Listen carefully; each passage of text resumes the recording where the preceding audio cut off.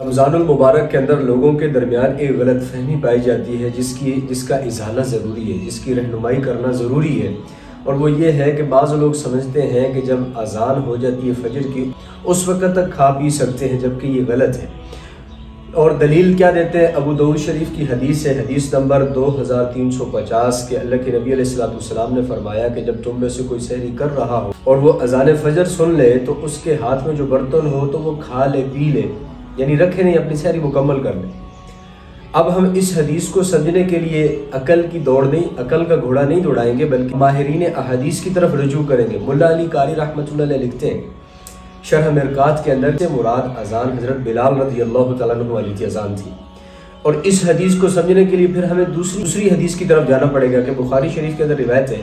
امی عائشہ رضی اللہ تعالیٰ عنہ فرماتی ہیں ان بلال کان یؤذن باللیل قال رسول اللہ صلی اللہ علیہ وسلم کلوا واشربوا، کہ حضرت بلال رضی اللہ تعالیٰ عنہ رات کو اذان دیتے تھے اور اللہ کے نبی علیہ السلام بلال کی اذان کے بعد فرماتے کہ کھاؤ پیو حتی یؤذن ابن ام مکتوم انہ لا یؤذن حتی یطلع الفجر، کہ یہاں تک کہ حضرت عبداللہ ابن مکتوم اذان دے دے، ان کی اذان ہوتی ہے کہ سحری ختم ہو چکی ہے، اب طلوع فجر ہو چکا ہے،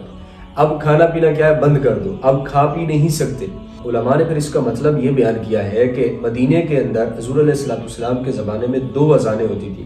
ایک حضرت بلال کی اذان ہوتی تھی اور اس کا مطلب یہ ہوتا تھا کہ جو مسجد میں نوافل ذکر تلاوت میں لگے ہوں وہ سحری کا انتظام کریں، جائیں کھائیں پئیں،